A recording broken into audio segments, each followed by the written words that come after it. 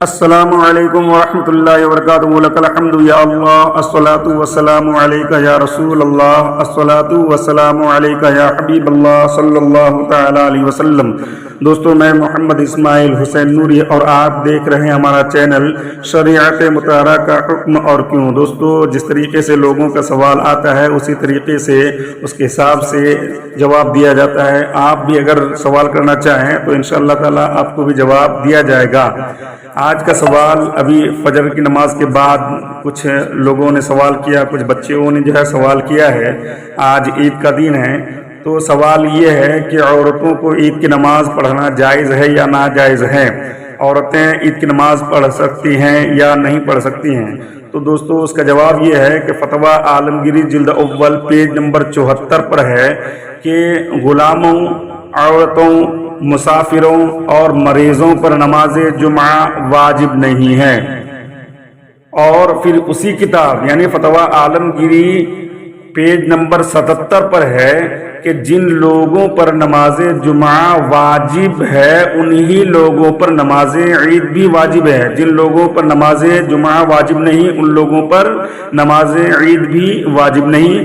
جیسا کہ ہدایہ میں ہے تو مذکورہ بالا عبارتوں سے معلوم ہوا، یعنی میں نے جو فتویٰ عالمگیری سے بتایا صفحہ نمبر 74 سے صفحہ نمبر 77 سے، تو مذکورہ بالا عبارتوں سے یہ معلوم ہوتا ہے کہ عورتوں پر نماز عید واجب نہیں ہے۔ اب رہا جواز کا مسئلہ کہ عورتوں کے لیے نماز عید جائز ہے یا ناجائز ہے، تو جواز کا سوال تو عورتوں کے لیے عیدین کی نماز جائز بھی نہیں ہے۔ کیوں جائز نہیں ہے؟ اس لیے کہ عیدگاہ میں اختلاط مرد یعنی مردوں کے ساتھ خلط ملط ہونا لازم آئے گا، خلط ملط ہوگا، اور عورتیں جماعت کریں تو یہ بھی ناجائز ہیں۔ اس لیے ناجائز ہے کہ صرف عورتوں کی جماعت مکروہ تحریمی ہے، اور مکروہ تحریمی یہ واجب الاعادہ ہے، یعنی اگر کوئی نماز مکروہ تحریمی ہو جاتی ہے تو اس کو لوٹانا واجب ہے۔ تو عورتوں کے لیے جماعت کیا ہے؟ صرف عورتیں اگر ہوں تو صرف عورتوں کی جماعت مکروہ تحریمی ہے۔ اور اگر کوئی عورت یا کوئی لیڈیز فردن یعنی اکیلی نماز عید پڑھنا چاہے تو بھی نماز جائز نہ ہوگی۔ کیوں نہیں ہوگی؟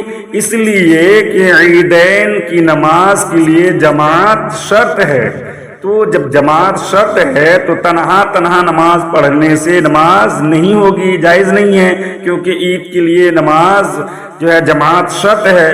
اور یہ قاعدہ کلیہ ہے، وَإِذَا فَاتَ الشَّرْطُ فَاتَ الْمَشْرُوطُ، جب شرط ختم تو مشروط بھی ختم۔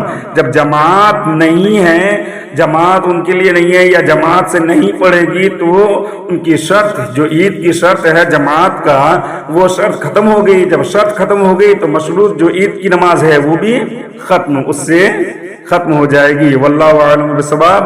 السلام علیکم ورحمۃ اللہ وبرکاتہ۔